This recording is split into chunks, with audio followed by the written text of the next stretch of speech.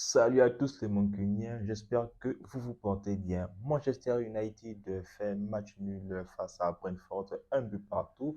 Et le moins que l'on puisse dire, les gars, c'est que Manchester United perd vraiment gros. Car oui, Aston Villa a gagné, Tottenham a gagné, sachant que ce sont donc les deux premières équipes au moins à essayer de titiller ou bien donc à essayer donc de les accrocher le plus que possible. Mais malheureusement, United a fait de United et United a carrément donc lâché des points précieux vers le titre pour la qualification de la prochaine Ligue des Champions 2024-2025. Et c'est aussi donc des moments qui seront vraiment donc scrutés à la loupe du côté des dirigeants de Manchester United, car au moindre faux pas, Erik Ten Hag se fera certainement évincer de son poste de manager de Manchester United.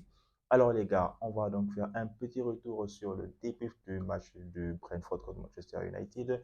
Et avant ça, on va d'abord donc s'attarder sur la composition que Erik Ten Hag nous a donc avancé. Donc, c'est une composition que tout le monde donc, pouvait s'y attendre, car dans les buts, on pouvait donc retrouver son gardien préféré, André Onana. Bayindir, celui-ci est blessé. Et donc, le gardien camerounais donc, continue à accroître son nombre de matchs du côté de la Première Ligue. L'axe central était donc emmené par Victor Lindelof et encore Raphaël Varane. Et donc, nos postes de latéraux en défense, les gars, c'était donc Wan-Bissaka à gauche et Diego Dallo, donc l'indétournable, l'impassable, voilà, à droite. Là, donc, le milieu de terrain, le double pivot, emmené par Kobe Maino. Maino qui a été vraiment muselé. Aujourd'hui, les clubs de la Première Ligue commencent à connaître qui est Kobe Maino.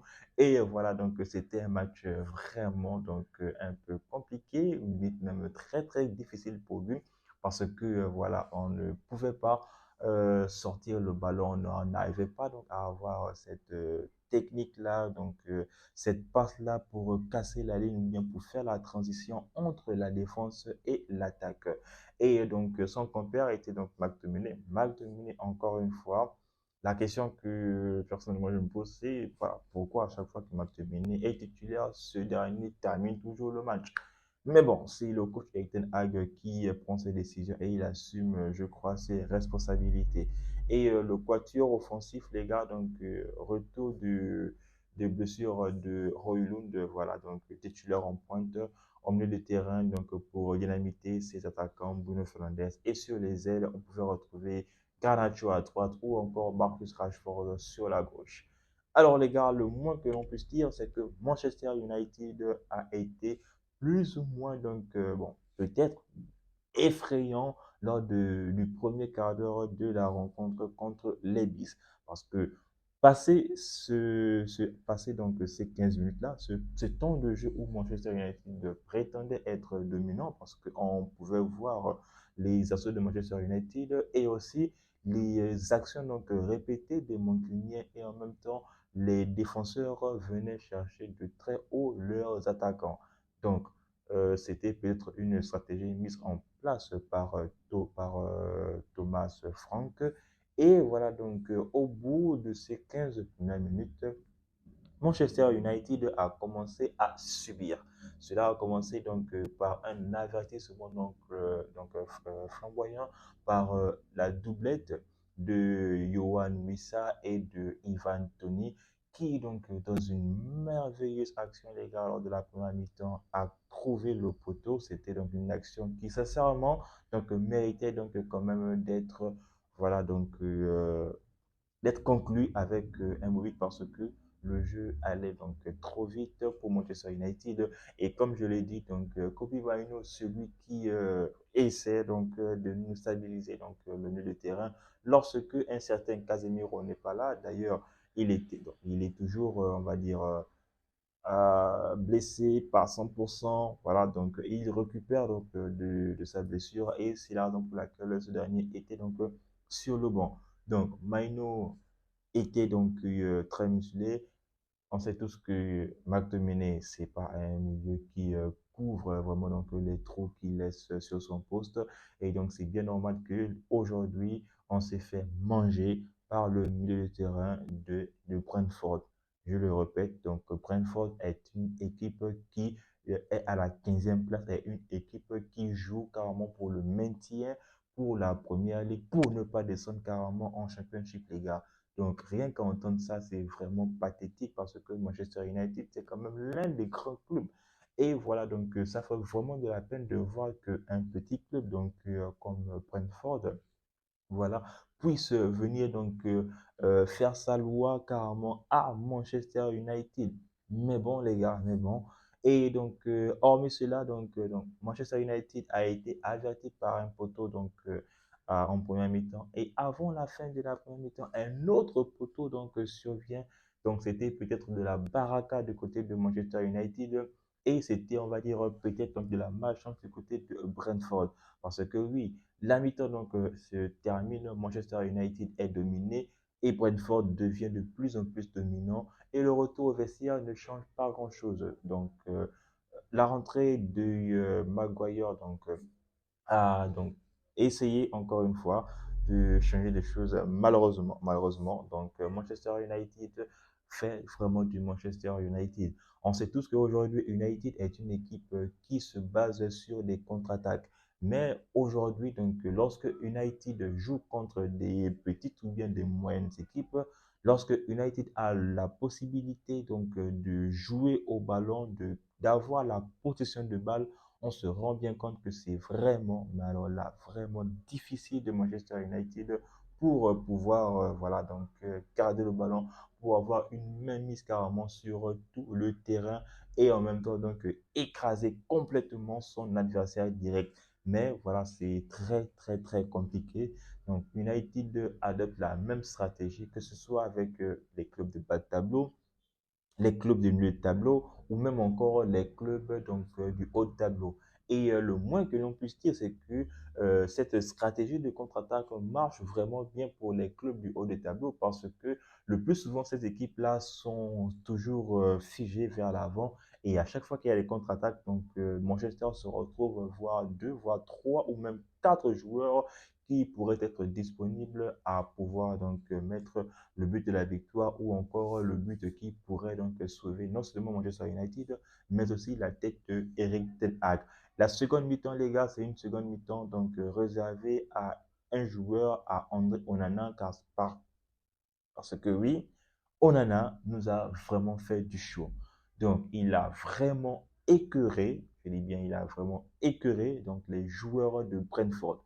Que ce soit Tony, que ce soit Wissa, que ce soit Bemo. Donc, peu importe le joueur qui se présentait devant Onana, celui-ci donc, faisait toujours des arrêts vraiment qu'il le faut. C'est comme si son ego avait été touché donc, lors de la première partie de saison du moins où United encaissait à chaque fois que United concédait une action, on pouvait s'attendre à un but. Mais là, donc, on a donc affaire à un dernier rempart et Onana donc n'est pas, on va dire, insensible à cette performance-là. C'est lui qui a fait en sorte que aujourd'hui Manchester United retourne du moins à Manchester avec au minimum un point. Oui les gars, un point. Et en même temps, un point ici donc est passé par quoi? Par une lueur d'espoir, du moins une fine donc lueur voilà d'espoir passe emmené du moins par un joueur donc qui était vraiment ou bien qui est vraiment attendu donc de tous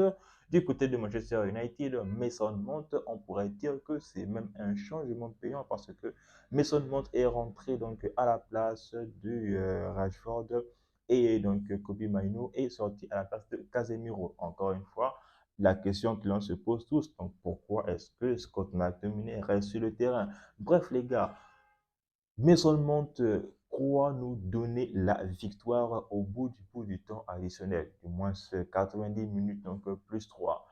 Et donc, la joie immense, j'ose imaginer pour tous les supporters de Manchester, même si on le sait tous que United n'a pas montré grand-chose, et de toutes les façons, pour cette saison, c'est carrément le visage de Manchester United. À chaque fois que Manchester United passe par ce genre de match, United, voilà, gagne, on va dire, in extremis, gagne donc avec des moments, on va dire, inopinés, et le plus souvent, il retourne avec 3 points. Et en même temps, je pense que lors de ces deux rencontres aller-retour contre Brentford, c'est vraiment donc des matchs à rebondissement parce que oui, souvenez-vous les gars, le match aller, Brentford menait donc 1 but à 0 jusqu'à la 85e minute. Il a fallu que Scott McTominay entre et vienne donc sortir Manchester United avec un doublé et repartir avec la victoire. Et là, Monte croyait nous donner la victoire. Malheureusement, donc United ne sait vraiment pas garder un score. United ne sait vraiment pas garder un score. Comment ça se fait qu'à chaque fois que Manchester United marque un but, United ne sait pas préserver le score, donc le petit score qu'ils ont combattu à avoir. Bon, c'est triste. Il n'y a même pas de mots pour décrire ça. Tout le monde était content. Eric Ten Hag lui-même, il le savait. Donc, on pouvait voir les deux expressions donc, des différents coachs. En l'occurrence, Ten Hag ou encore Thomas Frank. Et en même temps, les gars, celui-ci a montré une joie sobre lorsque son équipe a égalisé. Donc, parce que lui-même, il le sait. Parce qu'à chaque fois qu'il joue contre Manchester United, il ne se cache pas. Il le dit haut et fort que notre équipe, mon équipe a bien joué. Mon équipe a laminé Manchester United. Mais que voulez-vous donc? C'est ça le foot. Il y a une équipe qui a gagné et une équipe qui a perdu. Et aujourd'hui, les gars, Manchester United a cru faire un hold-up parce que c'est comme ça qu'il faudrait l'appeler. Le hold-up n'a pas marché. Le braquage donc, à l'américaine n'a pas marché. Et Brentford donc, a sauvé le point du match nul, comme je l'ai dit, dans le bout du temps additionnel, en pensant que voilà, Mason Mount nous accordait une victoire en marquant donc son premier but avec le maillot de Manchester United. J'espère pour lui au passage que ce sera donc une belle lancée qui va donc s'offrir pour lui. Et en même temps, donc, j'espère vraiment que Eric Ten Hag comprendra que Mason Mount et Bruno Fernandes sont deux joueurs qui sont exactement identiques. Ils jouent le même poste et le fait que l'on prive donc Bruno Fernandes de son poste au milieu de terrain nous assomme encore car oui, lorsque ce dernier joue sur le côté, c'est malheureusement une piètre performance qui s'ensuit.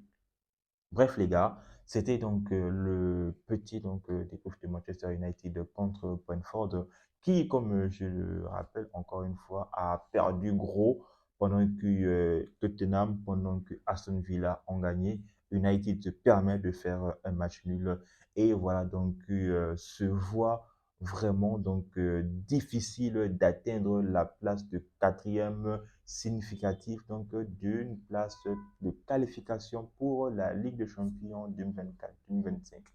Maintenant les gars, on reste en santé, on s'abonne,